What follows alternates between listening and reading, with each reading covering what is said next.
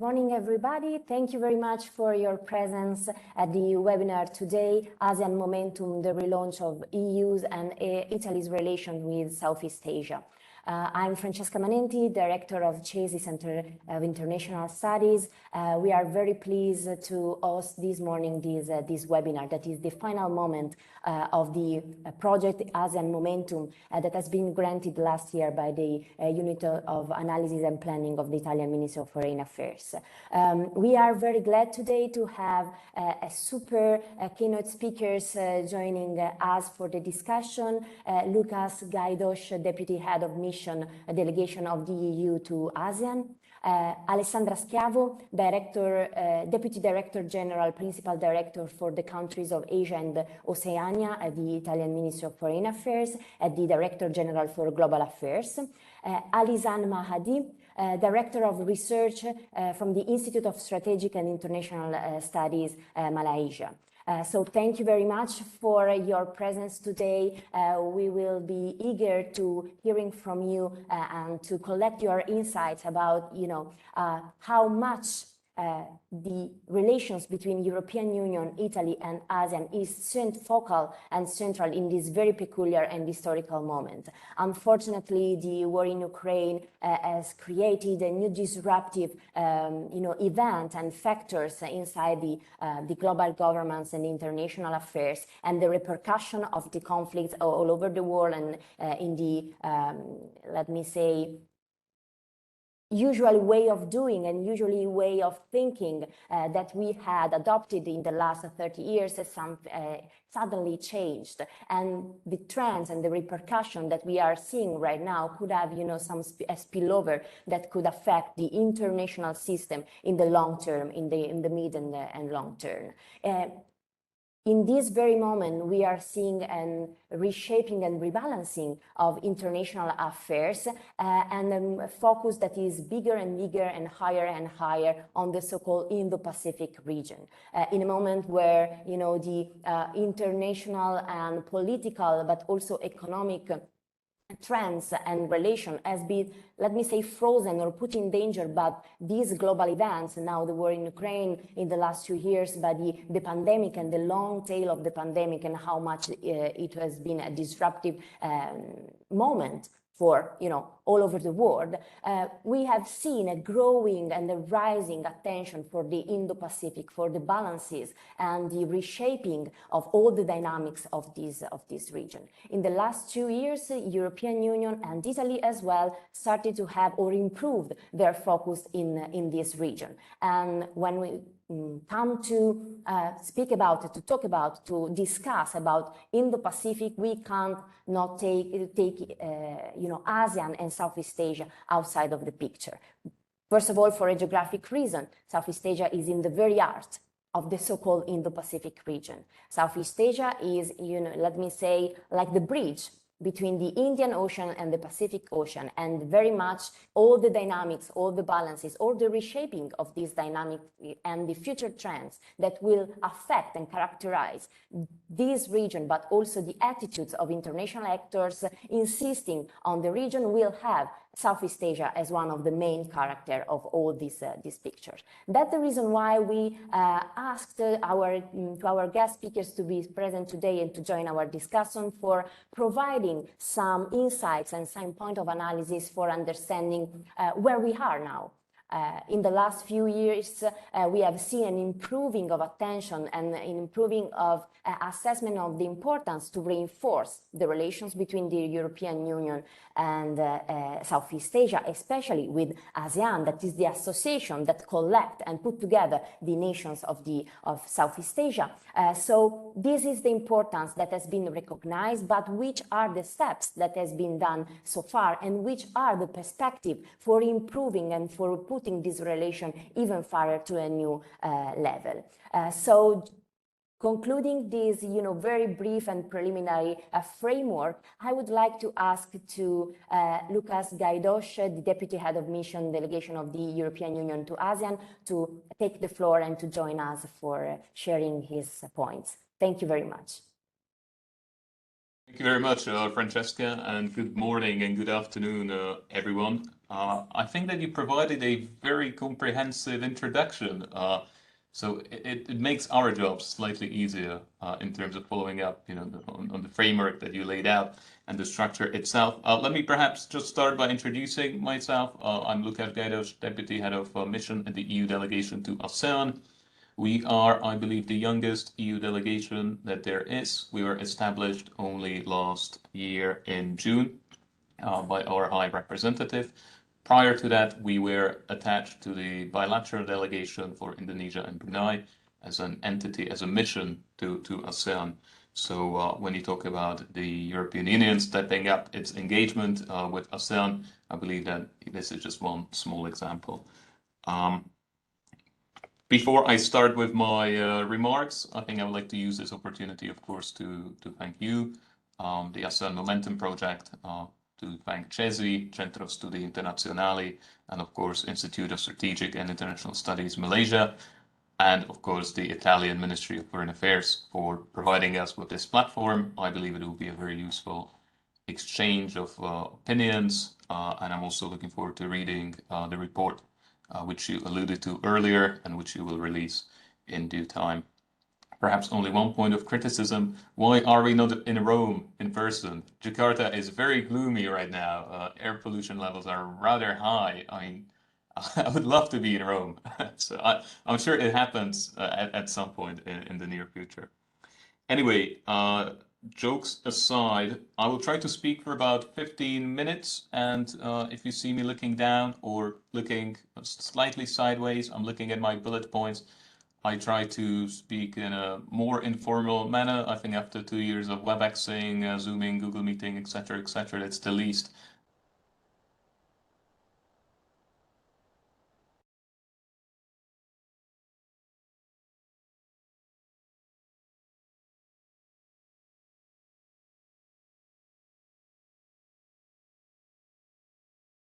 We have probably a problem of connection, so that's the problem of not being in Rome. I totally agree with him. I hope he will be able to resume the connection soon. Otherwise, we can just reschedule a little bit the agenda, and we will be back to Lukas Gajdos as soon as possible.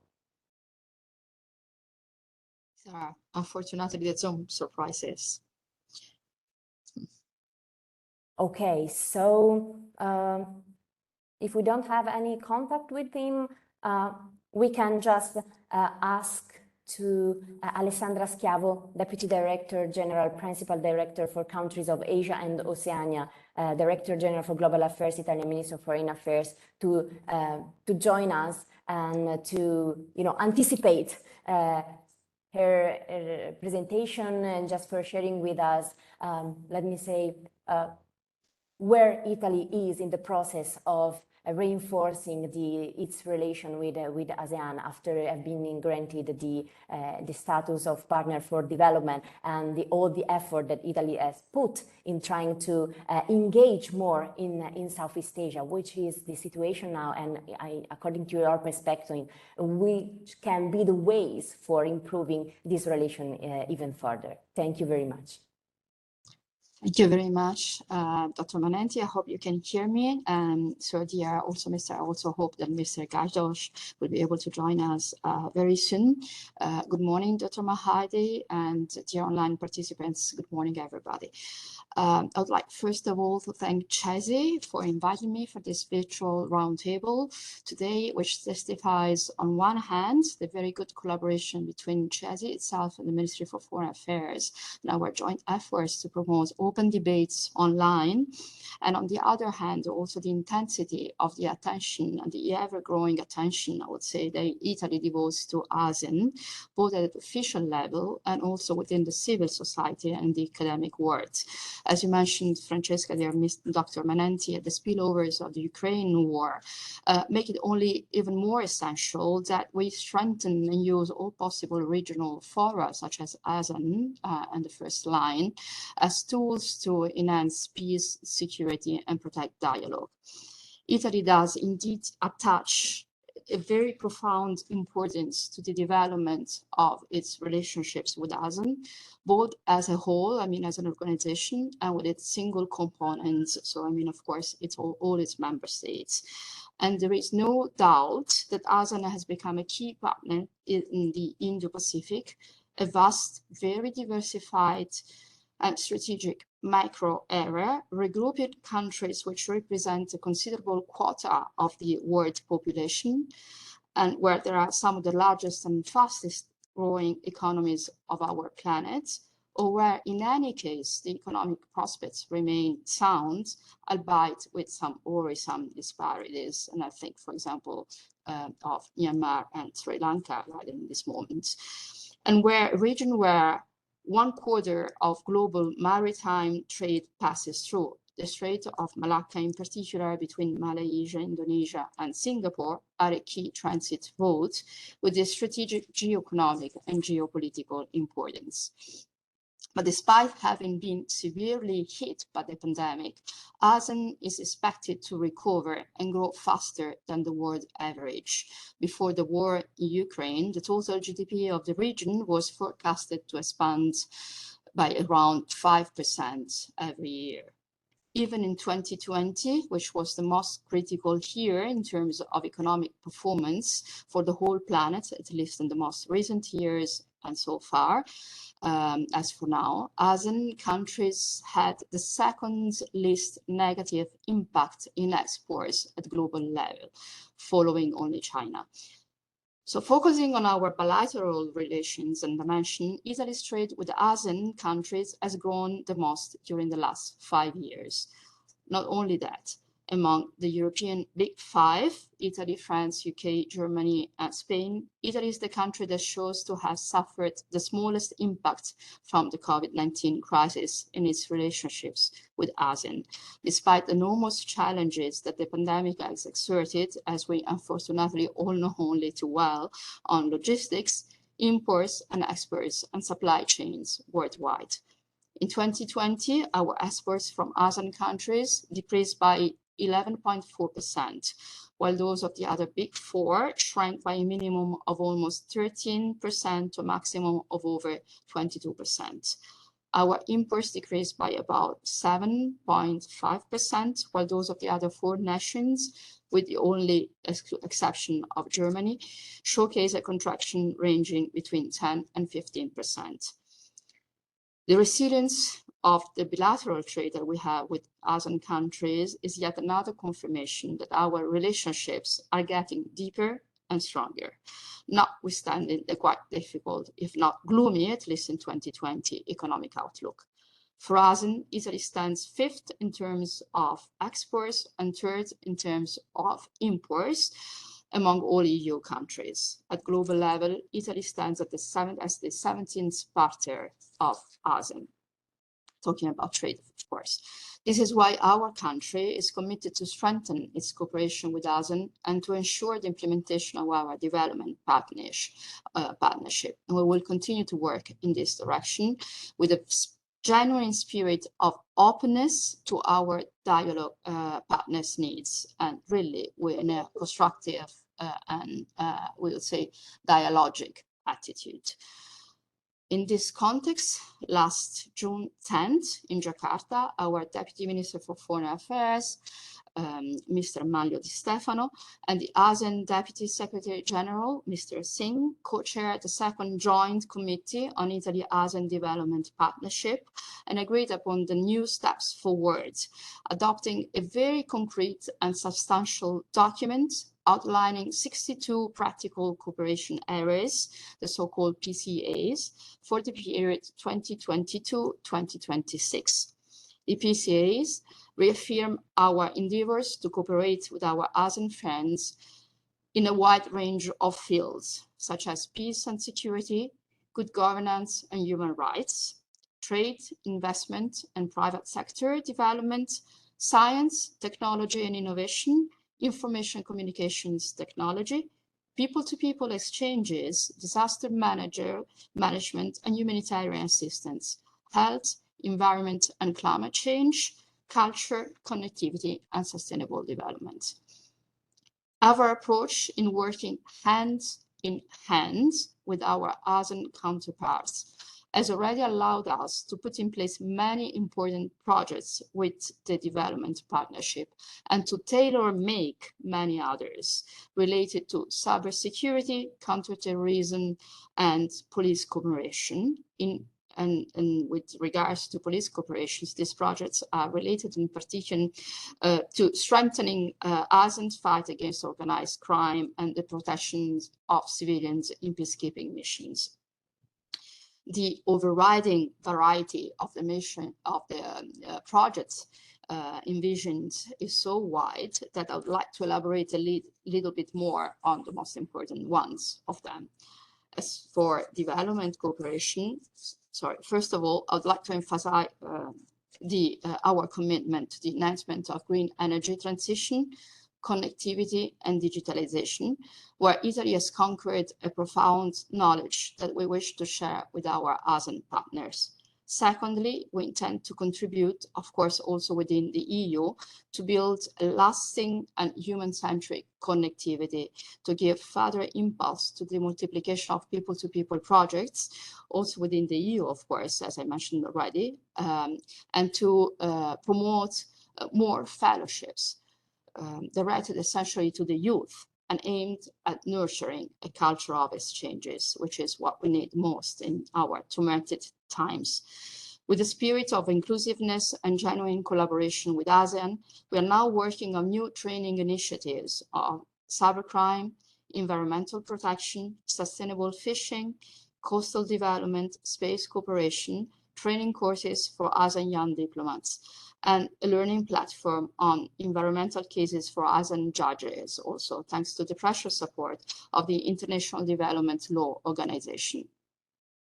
Thirdly, cultural cooperation plays a very important role in our development partnership. Italy and ASEAN countries have inestimable cultural and archaeological heritage, many of which are part of the UNESCO World Heritage Network. Last year, the ASEAN countries benefited from a training initiative on the protection of cultural heritage against illicit trafficking. Now we're about to set up an Italy-ASEAN virtual center for cultural heritage and sustainable development in order to facilitate further exchange of know-how.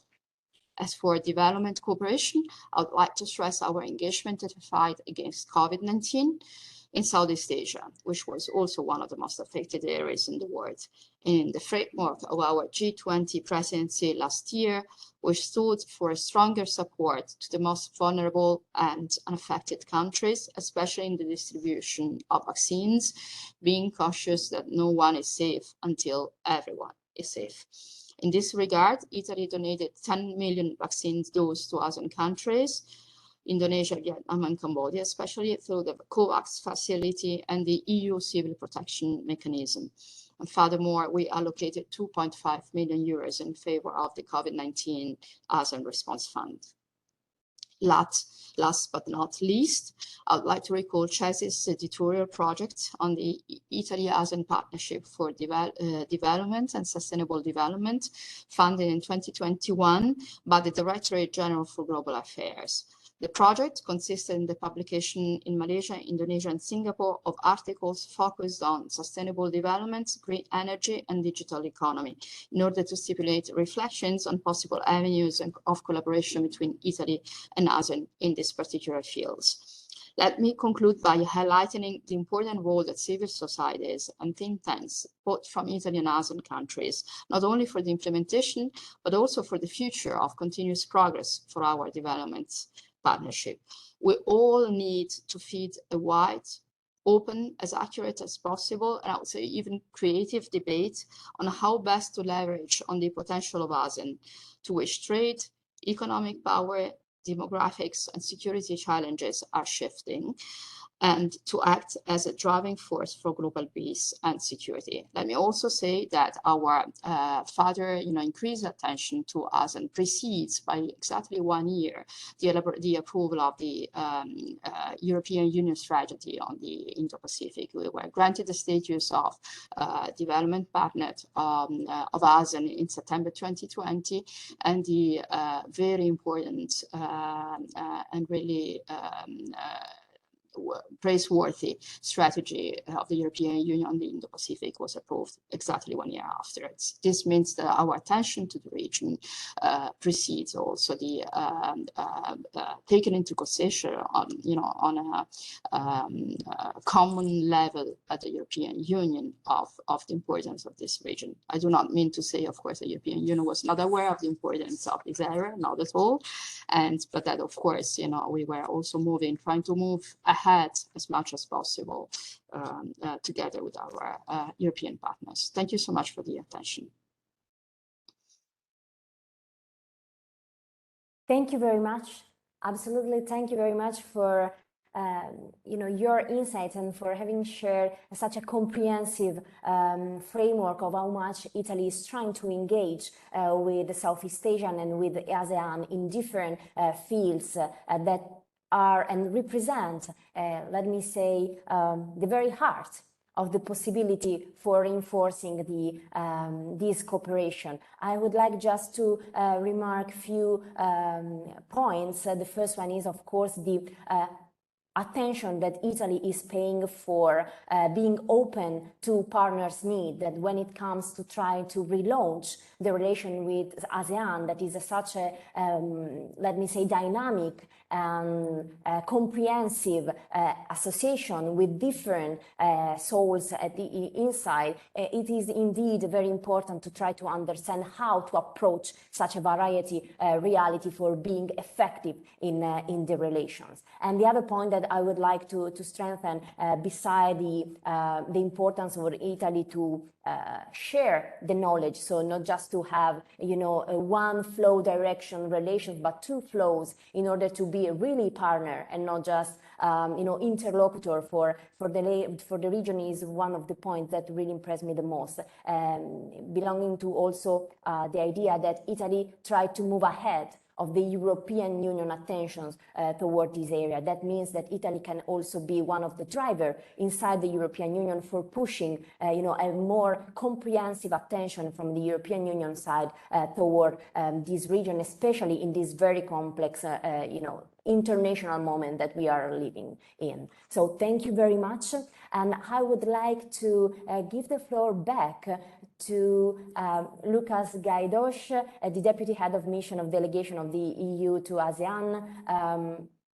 I hope that the connecting problem are now solved, and that proved that you were absolutely right. The fact that we are online and not in Rome is just a malus for this event or for this exchange. So the floor is yours. Thank you very much. Thank you, and apologies, this dramatic moment was not planned, and I was not trying to underline the point that I made earlier. I'm not sure whether it's a connectivity issue or a cybersecurity issue. Anyway, I think I was kind of roughly at the point when I was criticizing 2 years of WebExing. So let me just proceed with my presentation. What I will do is I will provide a snapshot of where we are as the European Union in terms of our relations with ASEAN, and then I will try to sketch out where we are headed in the foreseeable future. I think that should hopefully provide you with a fairly comprehensive overview and should be a good base perhaps for a Q&A session that will follow. Okay, so starting with the snapshot of our cooperation, I think all of you are keenly aware of the importance of ASEAN and of the European Union, of our relations. All of you know that we are the two most successful integration projects there are, and this makes us natural partners for cooperation. The past 2 years have been very poignant when it comes to this particular point. In December 2020, we had a foreign ministers meeting when our partnership was elevated to a strategic partnership. This was a major milestone. And this year we have another major milestone. It is the 45th anniversary of the establishment of dialogue relations between the European Union and ASEAN. and there is a lot brewing in our kitchen, but I'll get back to that slightly later. Let me start by perhaps asking, what do we mean when we talk of robust relations? How does one measure the strength of relations between two bodies, especially two bodies which are so unique, such as the European Union and ASEAN? One particular methodology is perhaps to look at our economic ties, which are very robust in their own right. The European Union is the third largest trading partner of ASEAN as of 2020.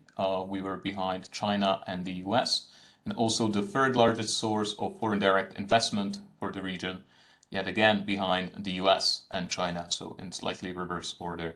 Also, ASEAN was the EU's third largest trading partner outside of Europe in 2021. So this is one particular yardstick, but perhaps it's not the best yardstick, because when we talk about EU and ASEAN, there's so much more to talk about. It's not only economic cooperation, it is, I think, cooperation as such. The EU has so much experience with its own integration process. We have a lot of know-how that we share, and of course we respect the fact that ASEAN is a different body, has its own history, has its own processes, etc., etc. But this should not prevent us from having mutually beneficial exchanges in a number of policy areas. And this is exactly what we do with ASEAN. This is what makes us such unique partners. We have as many as 20 active policy dialogues. We like to say that we are the most comprehensive strategic partner of ASEAN without necessarily having the comprehensive strategic partner label. These dialogues are very, very widespread. They include environment and climate change, circular economy, sustainable development, green technology as one package. So that's around 4 different dialogues. We engage on gender equality, safe migration and labor rights, human rights, trade and business, digital economy and society, road transport, fisheries and IUU, building codes, energy, maritime transport, science and research, health/COVID-19, transnational crime and security, maritime security, and security and defense. So if you look at the sheer width of our conversations that we have, they are very, very comprehensive indeed. On top of these policy dialogues, we have a high number of dedicated regional initiatives aimed at supporting ASEAN, aimed at helping ASEAN with attaining its sustainable development goals, starting with eReady, the enhanced regional EU-ASEAN dialogue instrument, continuing with the so-called ERISE Plus, ASEAN regional integration supported by the EU. We also support the AHA Center. We have an initiative on forestry. We do cooperate on ASEAN catalytic green finance, peatlands and haze mitigation, higher education, Erasmus Plus, women, migrant workers' rights, etc., etc. All of this translates into some 250 million euro of funding, which we believe is more than any other dialogue partner of ASEAN provides towards this particular body. At this point, I should show you the EU-ASEAN Blue Book, which is everything that you need to know about EU and ASEAN. I can share the link in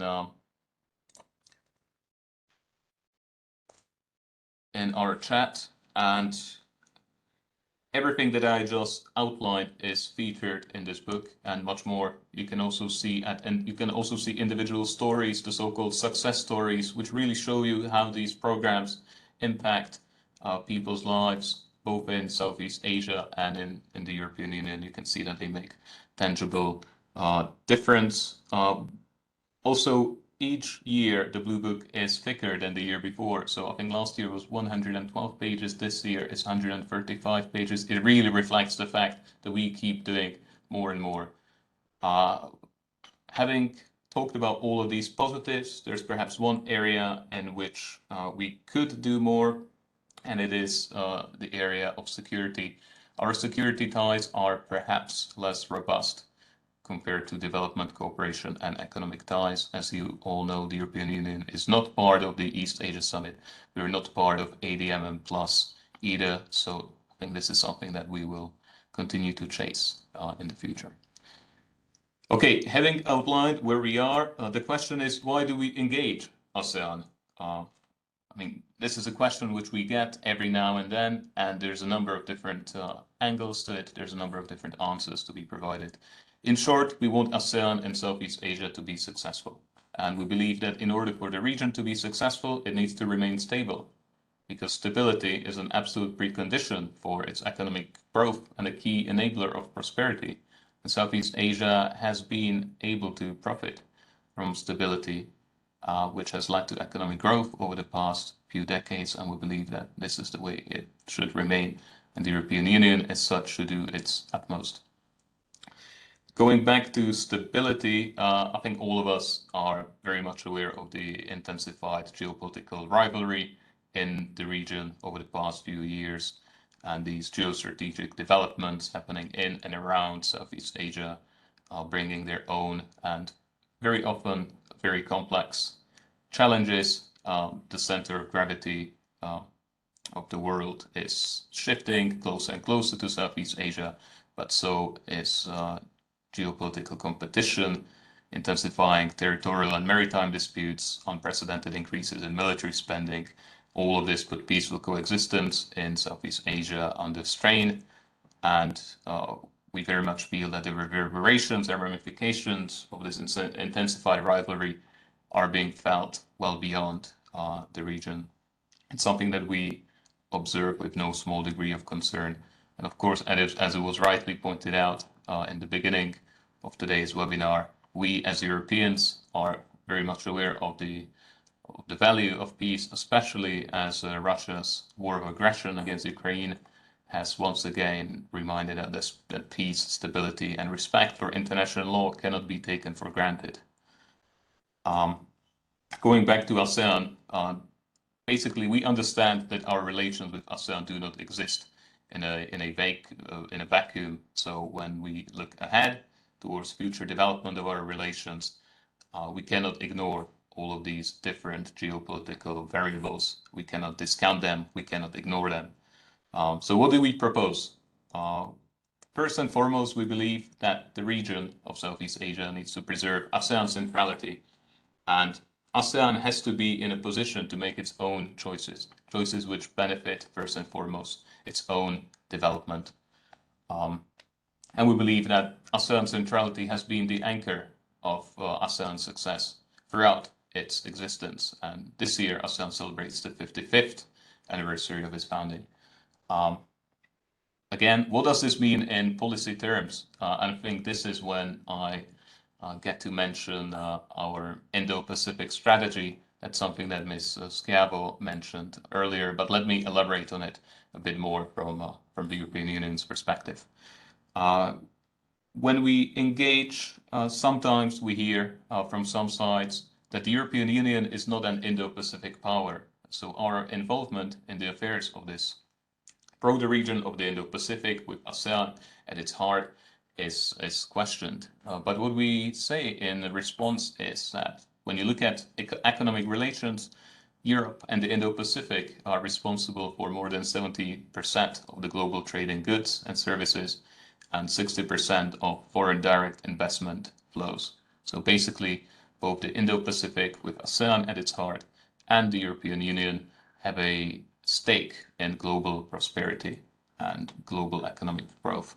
When we zoom in on Southeast Asia, we see that something like 40% of the European Union's foreign trade passes through the South China Sea. So yet again, here it is, stability and prosperity walk hand in hand, not only of Southeast Asia, not only of the Indo-Pacific region, but by extension, also of the European Union. However, our engagement with the region extends far beyond mere economic interests. And as I said earlier, we are strategic partners.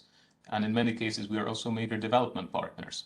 This doesn't apply only to the European Union as such, but it also applies to some of our member states. Ms. Schiavo mentioned earlier that Italy is a development partner of ASEAN, and so is France, and so is Germany. And basically, we understand the importance of ASEAN. Looking just at the past 1 or 2 years, all of us, I think, agree that no major issues of today, be it the COVID-19 pandemic or the more daunting challenge of climate change, cannot be solved or tackled without direct and active participation of Southeast Asia. So we need to have ASEAN with us when tackling the most pressing challenges of today and also of tomorrow. And basically the same logic applies to Southeast Asia's peace and stability, which brings us back to the context of geopolitical rivalry that I alluded to earlier on. Moving on, another question which may pop up is how do we engage? So how do we engage ASEAN? Let me offer maybe 3 or 4 different examples. I've already spoken at length about our structured policy dialogues, about all the different funding we provide to ASEAN, and then but there's also a number of concrete policy responses on concrete issues. So, for example, the COVID-19 pandemic. Some of you may be aware of the fact that the EU extended over 800 million euro of Team Europe assistance to Southeast Asia. So this was the European Union working hand in hand with our member states, and the same applied to provision of vaccines, contribution to COVAX, but also bilateral donations. And there was an additional 20 million euro package going to Southeast Asia via the World Health Organization. What we found out is that this is slightly paradoxical, and perhaps allow me to be slightly more critical, even towards our own ranks. All of you, I'm sure, are aware of the existence of the Ce.S.I Institute's State of Asia survey, and in the latest edition, the 2022 edition, there was a question which asked about which ASEAN dialogue partner has provided the most COVID-19 vaccine support to Southeast Asia. So one would assume that the European Union, having provided all this help that I mentioned, would rank highly, but unfortunately only 2.6% of all the respondents, and these are eminent respondents, journalists, think tankers, policymakers, identified the European Union.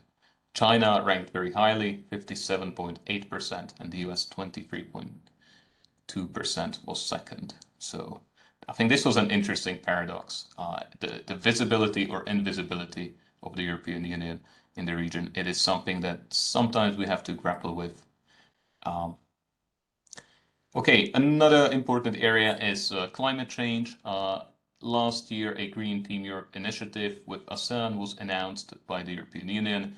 Yet again, joint effort between the European Union and our member states with 30 million euro of initial funding, which will strengthen our cooperation with ASEAN in a vast array of areas, including climate action, environmental and biodiversity protection, clean energy transition.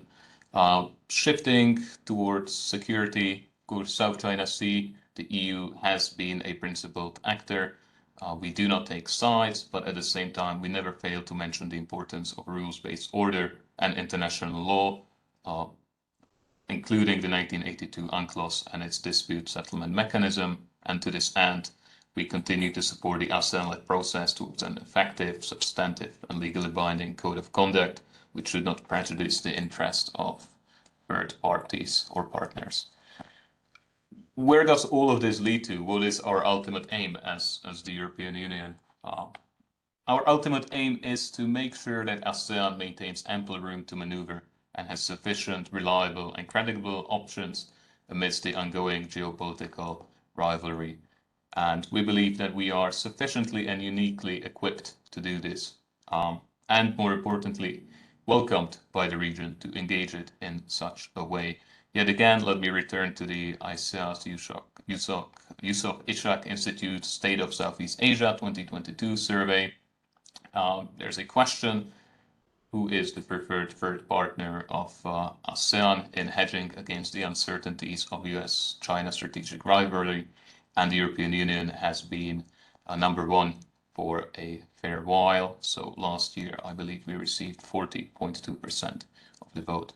So at least when it comes to these bigger geostrategic issues, I would say that we're very successful in terms of giving ASEAN room to maneuver and in terms of giving it credible options.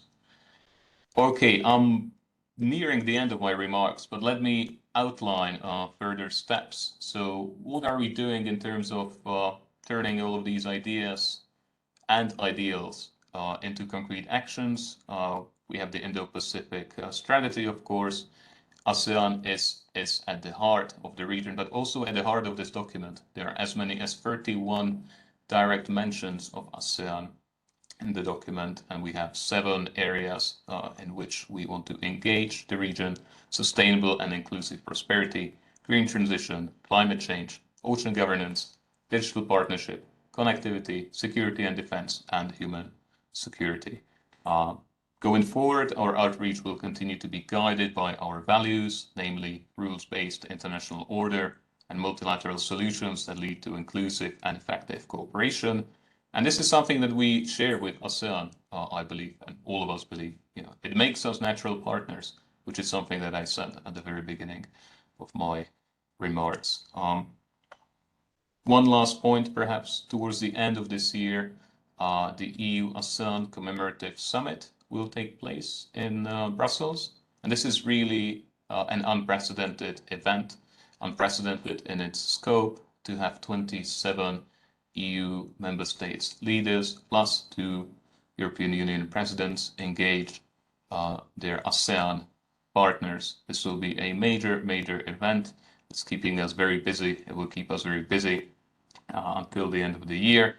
And just to perhaps outline some outcomes, I believe that the summit should give serious consideration to exploring synergies between our Indo-Pacific strategy and the ASEAN outlook on the Indo-Pacific.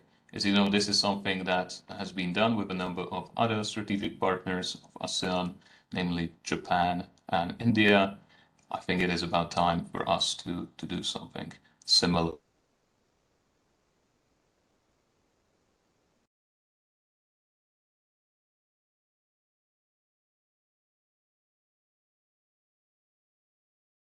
Maybe we have again a problem with his connection.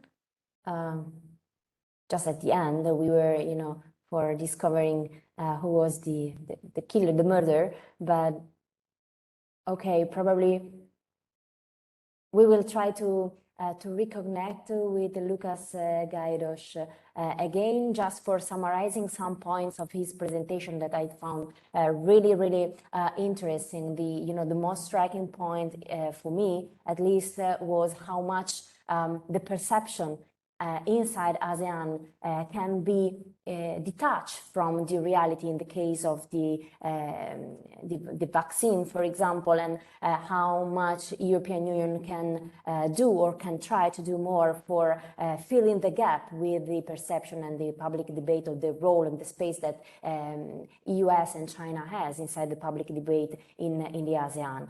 Probably the fact that in the last 2 years in Brussels, but also in the European capitals, the attention toward ASEAN started to improve, probably will allow European countries and the European Union in the first place to have more time, more tools in the future for trying to catch US and China in this field. But I found really interesting also other points, especially related to which can, we have Mr.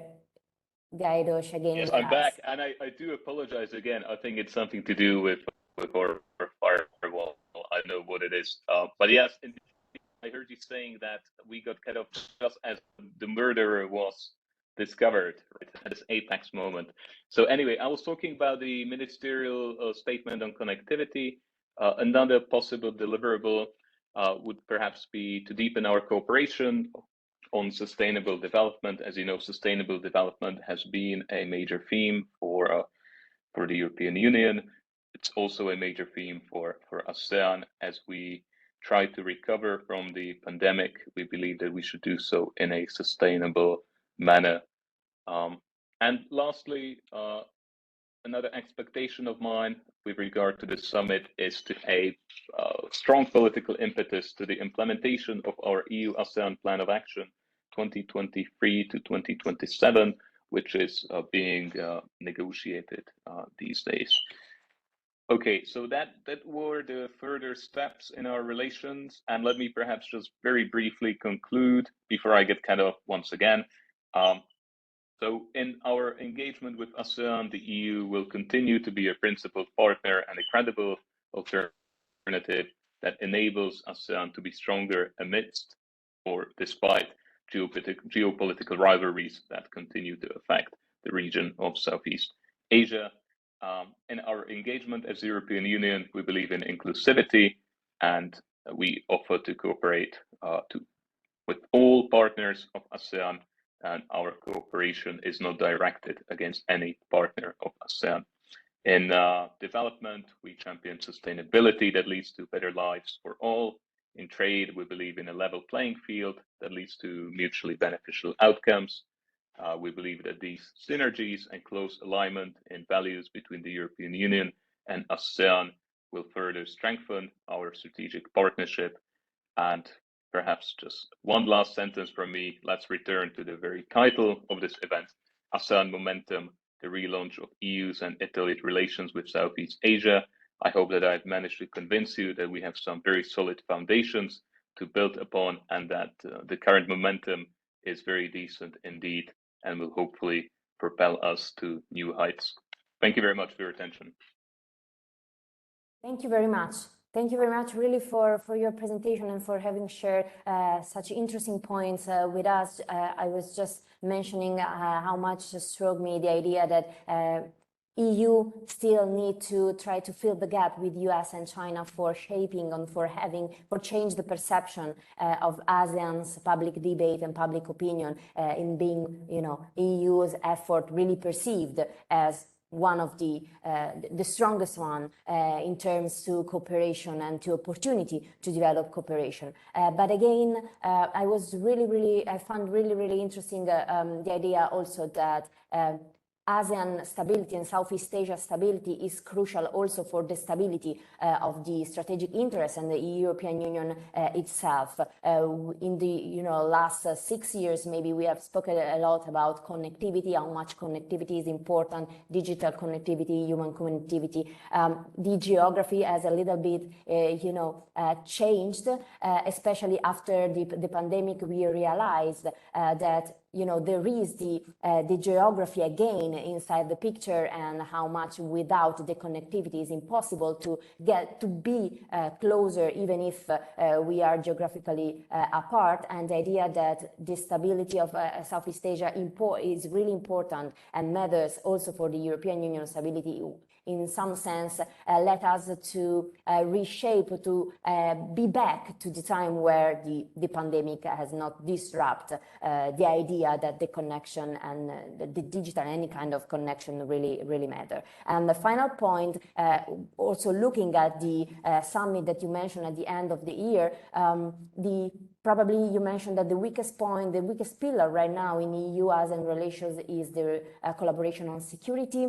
And it comes to my mind how much important is also the non-traditional security that can be, a complementary agenda, complementary point inside the goal of being a development partner or strategic partner. When we speak about non-traditional security, we are considering all the factors and the events that can impact the resilience of the state, of the security of population, without being connected to conflicts of war or security challenge in the first place. But it is exactly here when the human security comes inside the picture. So also having probably a shared common views on what we are discussing about when we spoke about human security, that can be, super important for having a first step and then proceed together, having in mind the, interlocutors' need, but also, let me say, keywords for that then are the,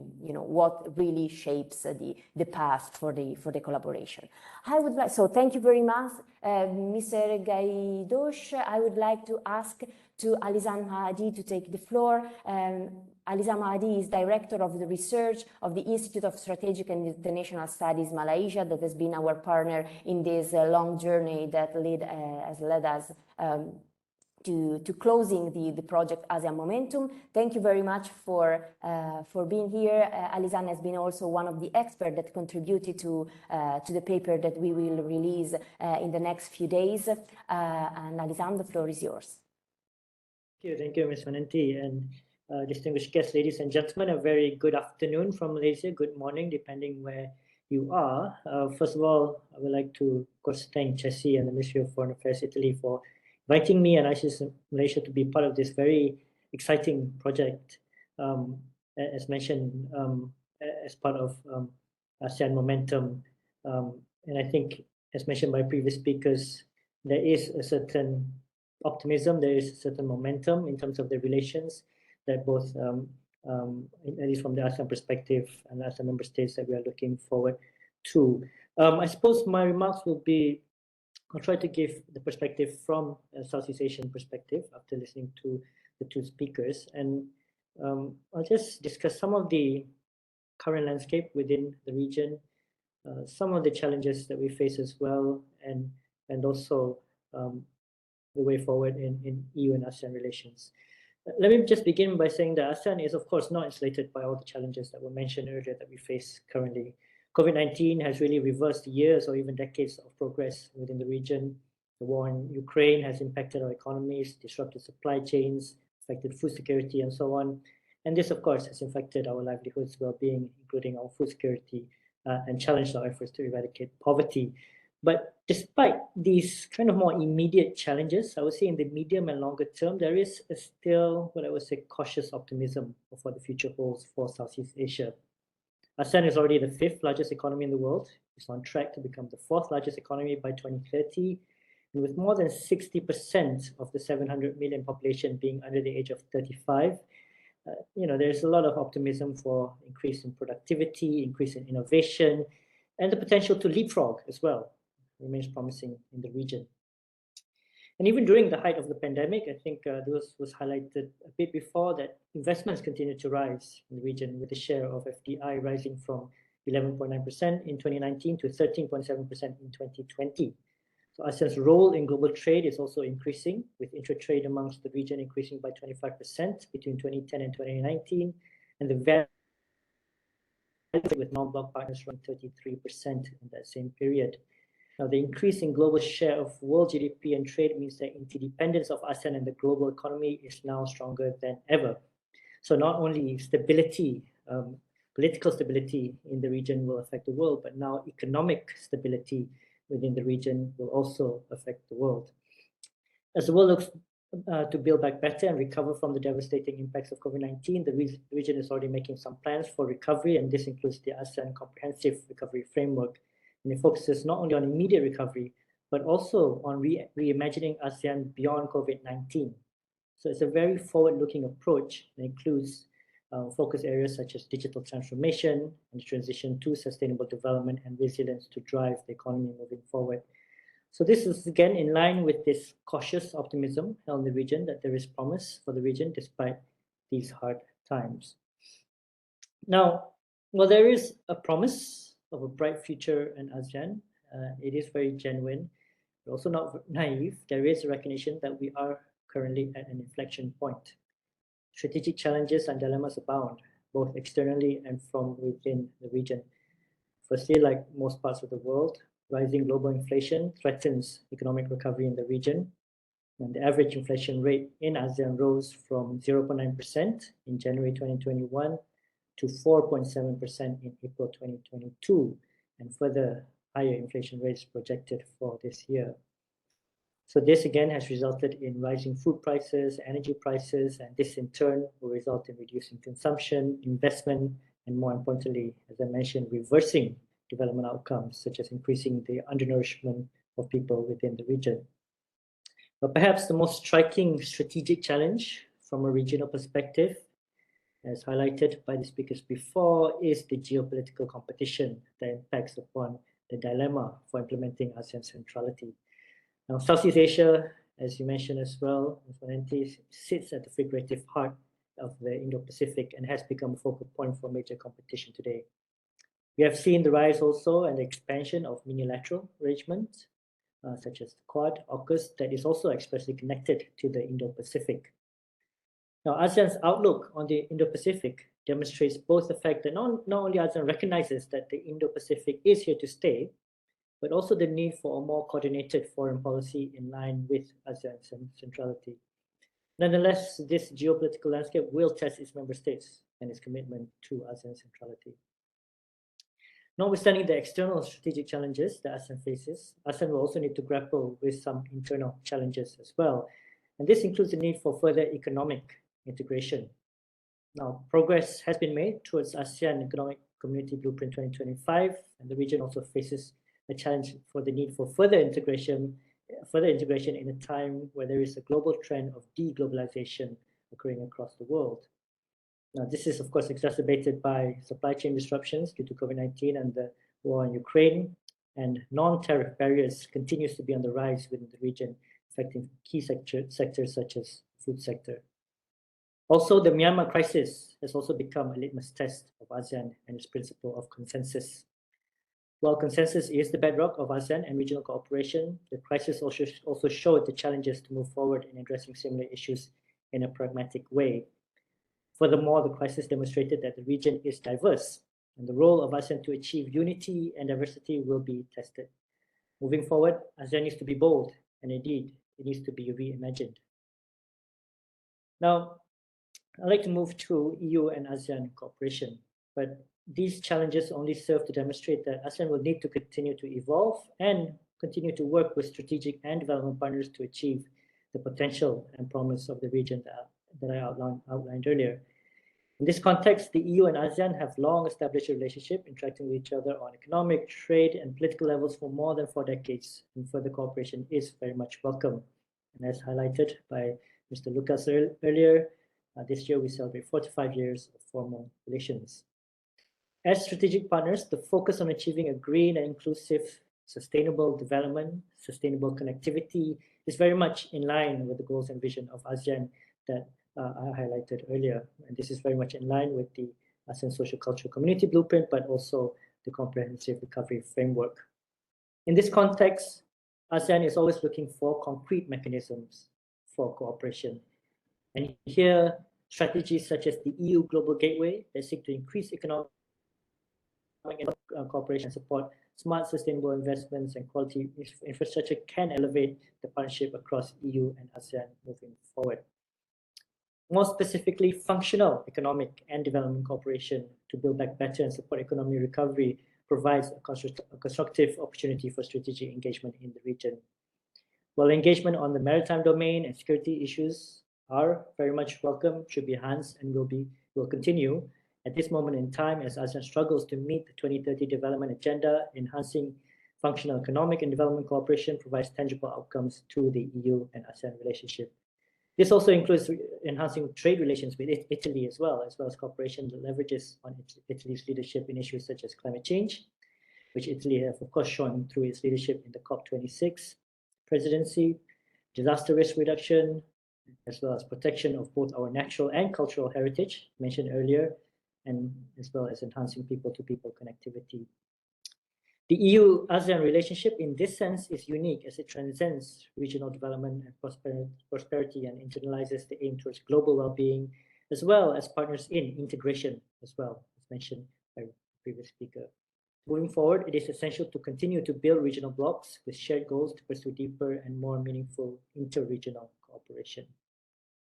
Now, distinguished guests, ladies and gentlemen, on that note, as my last remark, as a think tank that engages in Track to Diplomacy, I thank once again Ce.S.I for organizing this important project and event, really as a space for frank discussion and exchange as well.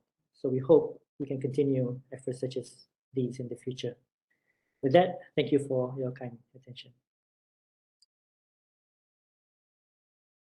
Thank you very much, Alizan. It is indeed very informative and very interesting for us to have the perspective, your perspective on where ASEAN is going, which are the challenges that has been addressed in this very peculiar moment, and the idea that the aim would be to come back what the status was, the status quo was before COVID in terms of development, and how much challenges there are in this very moment, both from economic point of view, a sustainable development point of view, but also geopolitical point of view, gave us the clear picture of how much the collaboration can be fitted inside this picture for trying to exploit the opportunities and to be together in trying to overcome the difficulties, as Mr. Gaidosh said before, are a matter of mutual interest, fighting together, the same challenges for trying to put put this instability behind our back. I found also very interesting the idea that when we talk about EU and ASEAN relation, we try to understand, all the effort that has been done, let me say bilaterally with the EU-ASEAN Blue Book and the roadmaps and all the fields that have been identified as the most important topics to be engaged and to collaborate on for developing the partnership, but that also European Union can be an actor with all the strategies and all the political choices that has been made, globally. For example, the idea of a European Union to be a global actor is very much related also of the opportunities to strengthen the relations with ASEAN, or the EU Gateway strategy and, let me say, effort can perfectly match also the idea of reinforcing the relation with Southeast Asia. And last but not least, of course, thank you very much for the remark about the importance of the exchange among think tanks. We, of course, have been really glad to be your partner in this project and to collaborate also in the past. The Deputy Director General Alessandra Schiavo mentioned in the first place the importance of the dialogue, civil society, and the people-to-people contact. On our side, the effort was to try to put together different experts for sharing ideas and provide to policymakers, to stakeholders with, let me say, fresh ideas, or at least with our perspective from the civil society point of view, how much or which are the room for maneuver that can bring this relation even further.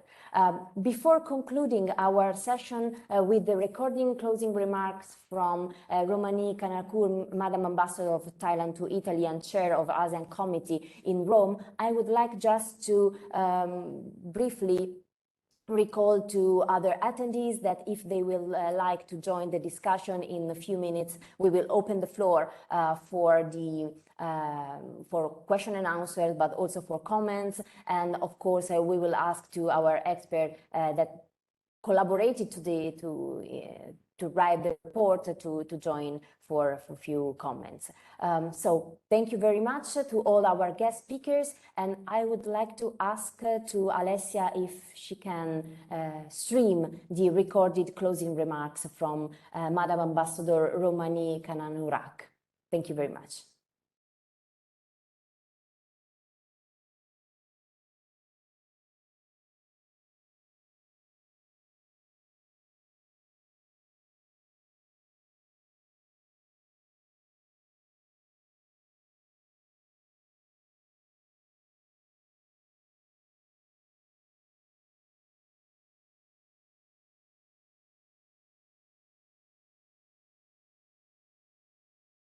In the meantime, I would like to ask to the attendees that would like to join the discussion to write in the chat. In this way, we will be able to unmute your mic during the discussion session. Thank you very much.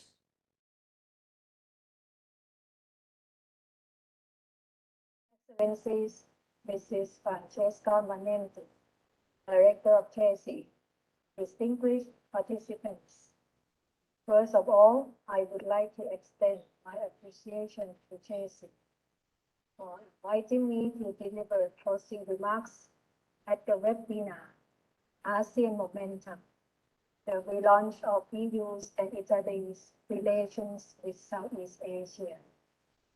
Thailand is the current chair of ASEAN Committee in Rome, as COVID-19 situation in Italy has improved to the level that will enable ASEAN to organize more activities than the past 2 years. I look forward to working closely with Italy to further foster ASEAN-Italy cooperation. For Thailand's chairmanship, we plan to conduct a number of activities for the ACR to strengthen ASEAN awareness and ASEAN relations with Italian stakeholders, such as the ASEAN Day celebration, a study visit to the University of Bologna, just to name a few. Italy was officially granted the status of ASEAN Development Partner in September 2020. Since then, Italy has been actively engaging with ASEAN.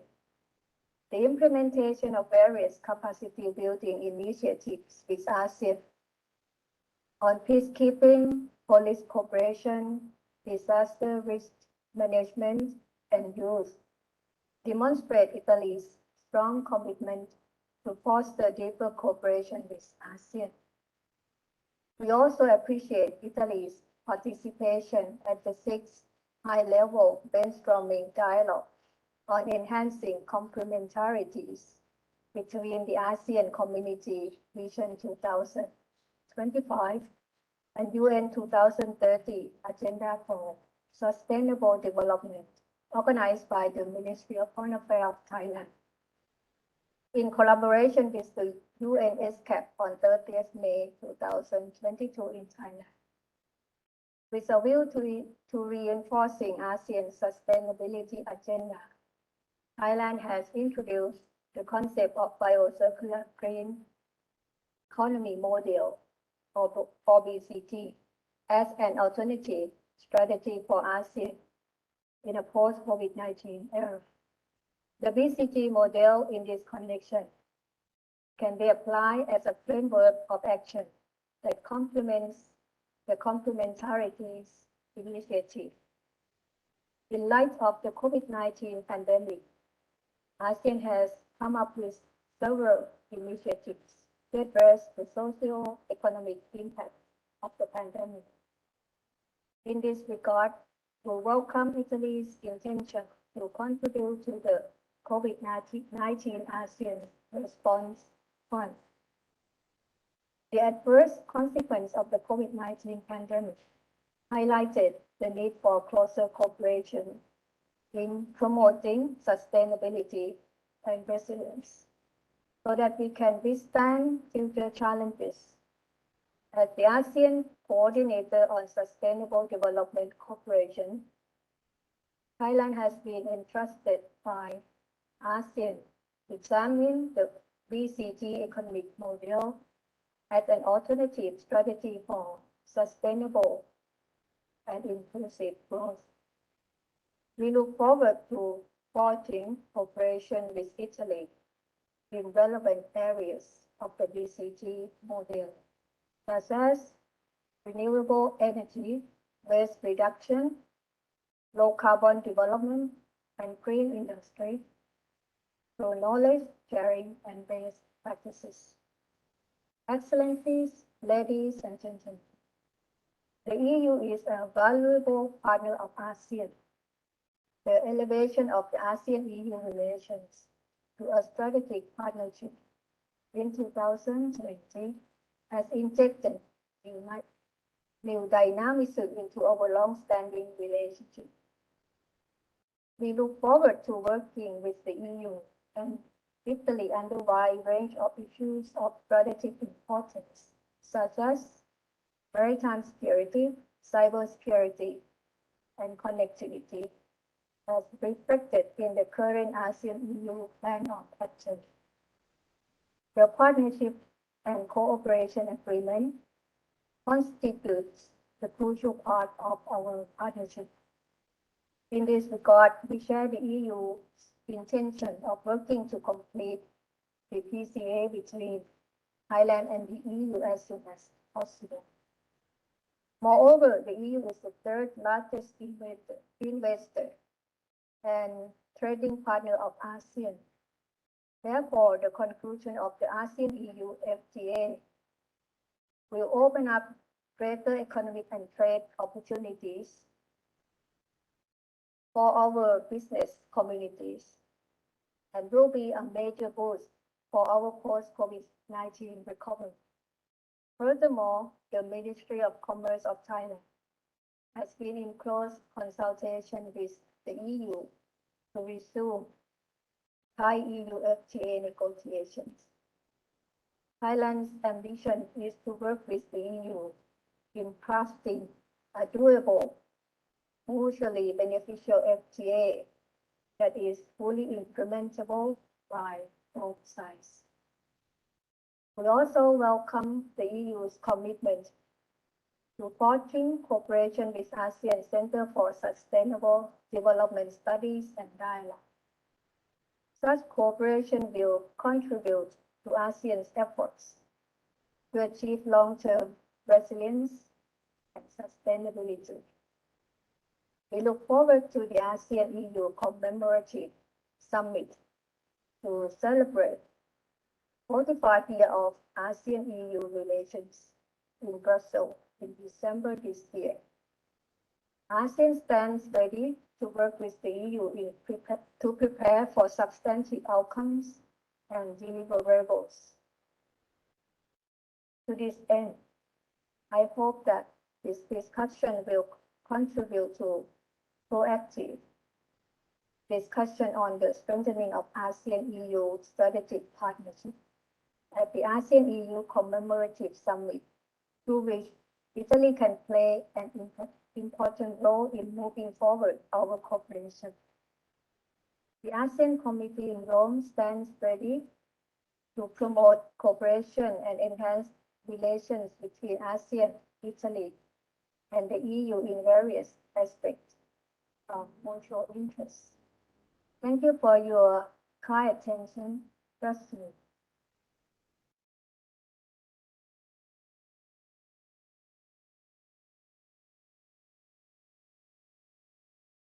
Okay, we would like to thank you, the Embassy of Thailand, for providing the video, and of course the Madam Ambassador for the will to participate in any case in the event of today by through a recorded closing remarks. So we have just come at the end of the first part of this discussion of the webinar, and we would like to open now the floor to the discussion from our involving our attendees, but also the expert that contributed to write the report. So I saw that Carlo Palleschi would like to take the floor and raising some points. Carlo, thank you very much. He is the Junior Fellow of Ce.S.I for the at the Geoeconomy desk. So, Carlo, the floor is yours. Thank you, Francesca. Good morning, everyone, and thank you for the very interesting speeches. It's been, I think, a very great discussion, which underlines some very key aspects to establish and put forward the relation between to step up the relation with the Asian and Southeast Asian countries. A key point that I would like to stress. Basically, we during the discussion we talked a lot about connectivity, trade, and also the disruptions, the attempt to recover and better from the disruptions caused by the COVID-19 pandemic. And what is the role of trade and connectivity in this regard? A point that I would like to stress is the important connected to this issue, the importance of cities and urbanization in Asian countries, which is indeed an enabler and a key driver to boost connectivity and trade. And in fact, if we look at the data and the estimates for the future, we can see that urbanization is definitely a key trend that will that it's important for the future of Asian countries. I mean, 70 million people are expected to live in urban areas in ASEAN by 2025, and by 2050, 6 out of 10 people in the region will be urban dwellers. So there is indeed a growing potential when we look at urbanization, because of course urban agglomerations can increase productivity and trade and thus trigger economic growth. As we know, when firms and workers are clustered in cities, cost of production may decline due to positive spillover effects. Economies of scale and higher degree of connectivity between workers and firms is another element which stress the importance of cities, and especially cities in Asian countries are strategically located. So there is indeed a growing potential for cities, as I said, Jakarta, Manila, but also, as we say, Kuala Lumpur and Singapore will host 10% of the population, but will produce 30%, 35% of the GDP. On the other hand, as we know, urbanization is not just about positive things. It's also, as we know, it can be an obstacle rather than an opportunity. These happen when it's unmanaged, when such a rapid growth occur at detrimental of energy efficiency, overburdened public utility systems, including water and sanitation. And as we know, is not an issue that is specifically for some specific Asian countries, but also the chronic traffic congestion is another problem which actually can hamper the effect of connect different workers and firms, but also is an obstacle for human connections. In this regard, I think that ASEAN countries can actually use technology as an enabler to build functional cities and thus spur positive changes in terms of socioeconomic development and well-being for the whole society. The COVID-19 pandemic have, of course, further accelerated the need to adopt smart solutions to address main urban challenges and, I would say, lay the foundations for long-term and sound urban planning, because investing in smart city means creating smart urban transport networks, upgraded water supply and waste disposal facilities, means a more interactive and responsive city administration. And Asian are well aware of this potential. That's why also there has been the Smart Cities Network, the ASEAN, in 2019 has been established as a collaborative platform where cities from different member states can work together towards the common goal of building smart and sustainable urban development. So I think this is a very interesting point that the European Union on the one hand, but also Italy and any other partners and actors is interested in further strengthening the collaboration and the relation with the ASEAN countries can actually further explore. There are the opportunities to increase bilaterally, but with member states, but also with ASEAN as a whole, to build smart cities by sharing technology as well as knowledge and expertise in the matter of urban planning in order to address common priorities and develop green, safe and resilient smart cities. Another point that also Mr. Gajos stressed earlier was the issue of climate change and collaboration on this point. And I think that given the importance that urban cities will have in the near future, collaboration on climate change agenda, specifically with regard to urban matters, and indeed use this as an entry point to further collaboration, to strengthen and deepen the collaboration on the technology and smart city solutions, can be indeed a point that is worth to be further explored. Thank you again for this interesting discussion. Thank you, Francesca. Thank you all. I see that there is a reaction from Mr. Gajos. Yes, thank you, Carlo. I'm glad to inform you that we are, if not ahead of the curve, we're keeping up with the curve. So if you look at our green, at our blue book, page number 78 and 79, and I opened it for everyone's benefit, we have a project called Smart Green ASEAN Cities, which was launched in October 2021, worth 5.1 million euro, implemented by the United Nations Capital Development Fund. And yeah, it basically focuses on what you said. So the implementation will start very soon, and we will support up to 10 ASEAN cities to exchange best practices between the ASEAN cities and European cities as part of a stronger EU-ASEAN Green Partnership. And this effort will link up with ASEAN's ongoing efforts. So, for example, the ASEAN Initiative on Environmentally Sustainable Cities, the ASEAN Smart Cities Network, the ASEAN Sustainable Urbanization Strategy, and the EU-supported Smart Change Projects, which facilitates cooperation between Jakarta, Bangkok, and Berlin. So for more information, yet again, please have a look at our blue book, pages 78, 79. There's slightly more detail on this. So we've done our homework, I would say. Thank you again for this clarification, for this actually reminder.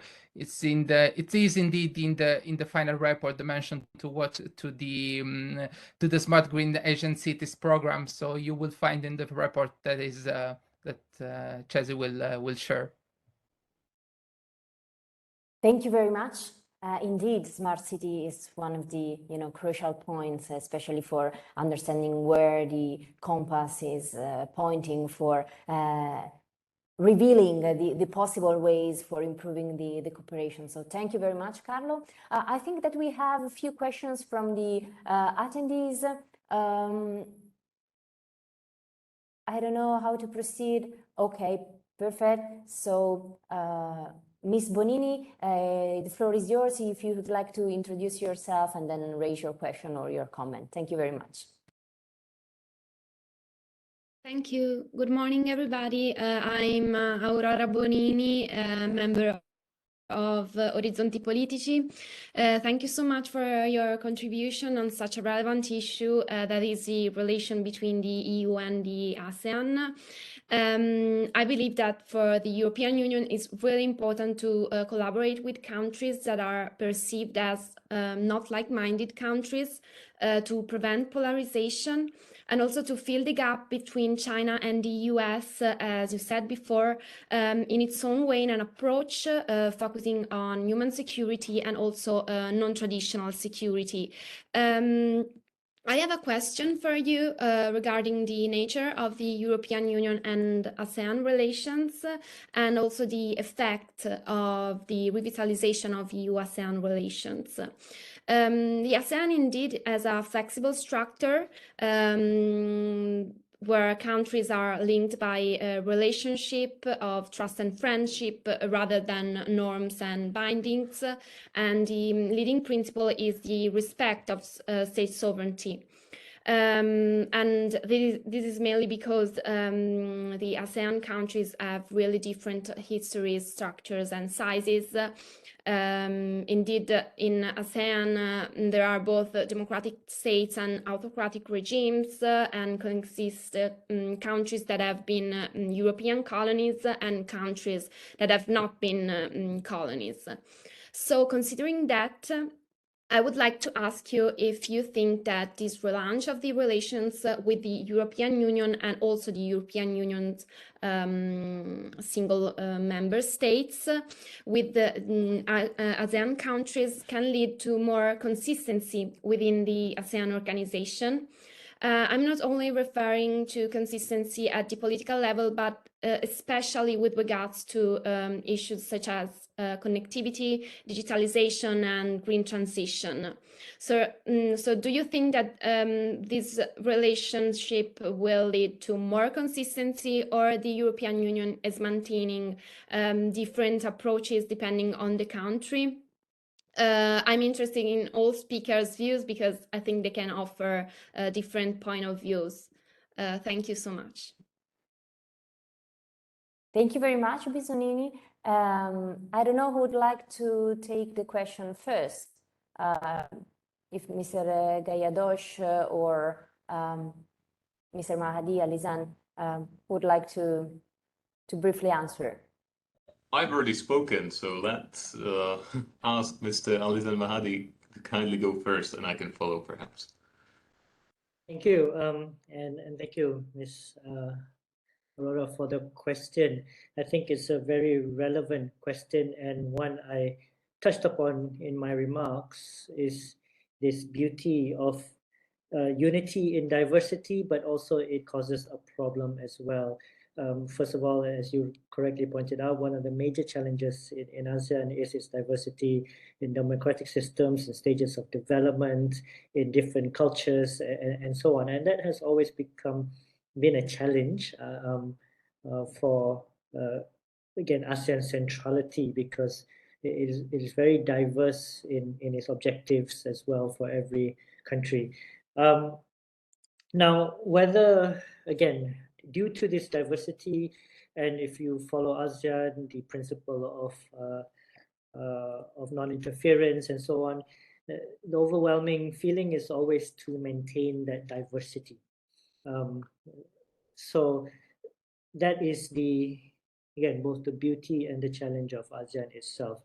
So when it comes to bilateral, multilateral, unilateral relationships, how does that translate into, as you say, consistency? At this moment in time, if we're honest, I think you are correct in that most of the relationships have been more on a bilateral basis, partly due to this, as there are different issues, different approaches used with many countries.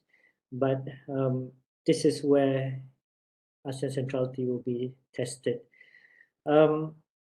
Moving forward, I think it depends on the issue areas that we move forward with. You've mentioned a few things such as connectivity, the green economy, and so on. Now, the beauty of the development agenda, and we can put the SDGs as the overall development agenda, provides this kind of neutral, goal-based mechanism, which almost no one can argue with. So this has been a commonality across ASEAN. Sustainable development has long been a part of ASEAN's, as it mirrors the international developments of sustainable development, and platforms and mechanisms such as SDGs can bring, I think, together. And that's in terms of looking at it from a goals-based perspective. Now, the question, again, going to your consistency, is, there's always the goals, which are the ends, and also the means to achieve those ends. Do we want the means to achieve those ends to be consistent across the region? I don't know the answer to that, but at this moment in time, probably that would not be effective. That would be my answer, because of the diversity within the region. I can speak even a bit more provocatively, if I may, as is a frank exchange, and speak about Malaysia. Now, the relationship between EU and Malaysia, one of the most challenging relationship, is actually, Mr. Gaidosh will know this, based on one issue, and that's the issue of palm oil.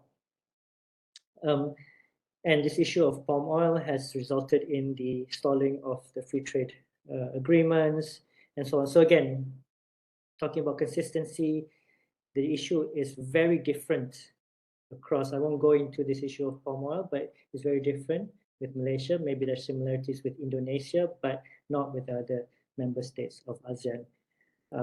So I would say at this moment, utilize the development goals as a common aim, but the means to achieve those aims will probably not be desired to be necessarily consistent across all member states. Thank you. Thank you for the insights. Okay, thank you. A tough act to follow, I think, but let me try. I would say, first and foremost, I think ASEAN itself is aware of the gap which exists internally. For example, when it comes to development, you have a specific group of countries, the so-called CLMV countries, and it has been a consistent feature of ASEAN to try to close this development gap. So, I think this is something which is out there, and it is no secret. In terms of consistency of ASEAN as a body, I would say one consistent feature is that given the great variety of different features that different ASEAN member states have, is that what needs to be done is always to find a consensus, right? And how do you find a consensus within such a heterogeneous body? 10 countries with very different backgrounds, sizes, strength of economies, etc., histories. So one consistent feature is, I think, it's the lowest common denominator, right? I think ASEAN moves at a speed which is comfortable for everyone. Now, some see this as a weakness. I would say, it is a strength. I mean, it is the price to pay for the success of the organization, and the organization has been successful throughout its existence. It has to accommodate all of these differences. So I think this is something that is always worth keeping in mind when talking about ASEAN. It is perhaps the flip side. It is the other side of the coin. The lowest common denominator. Of course, there are challenges to this approach when it comes to finding consensus. You alluded to sovereignty or non-interference in internal affairs. We're all aware of the Myanmar issue. It will be, I think, interesting to see how ASEAN tackles it in the future with regard to the setup of its charter. For example, and I think this will be Malaysia's job in 2025. I think this is very, very interesting. There's a high-level task force which has already been set up and which meets on a regular basis, and it's composed of very eminent diplomats. Some of them are retired people who have decades of experience with dealing with ASEAN, and they are asking themselves these questions. How do we move ahead as a body? How do we improve our structure? How do we deal with some of the gray areas within our own charter? And I think this will be something worth keeping an eye on. We still have some time to go until 2025, but I think this will be one of the big challenges. And it is always during the Malaysian presidency that these big changes are introduced. So that it's a 10-year cycle in a way, and we are getting closer and closer to 2025. So this is something that I would like to highlight as an observer of ASEAN. Okay, I hope that I managed to complement what was said by Mr. Alizan Mahadi. Thank you. Thank you very much. I would like just to take the last question from the audience, and it is from Ms. Mornesi, that is a student from LUIS, and the question is about the project SHARE, or European Union support to higher education in the ASEAN region. So, Mr. Gaidosh, I suppose that is again a question for you. So the question is, the aim to promote the regional harmonization, sorry, I'm trying to take the point. So what impact will SHARE have in the mutual recognition of the regions and in creating equal opportunity for all, for example, for the unluckiest categories or for female students? So just for those who cannot be aware of a SHARE project, I don't know if Mr. Gaidosh, you would like to spend a few words about that, or we can just wrap up and describe it later. Okay, thank you. Well, let me just say a few words. Of course, first and foremost, yet again, have a look at our Blue Book. There's a number of pages dedicated to share, including success stories, etc., etc. It's very interesting to look at those micro stories which create a much bigger picture. What I see in front of me on page 96 is a piece of statistics which I don't always keep in my head, but here we go. Since 2014, over 5,500 scholarships have been given for the SHARE program. I think this is, this is an amazing figure, both to students and staff members of ASEAN universities. And us as the European Union have a very, very positive experience with academic mobility.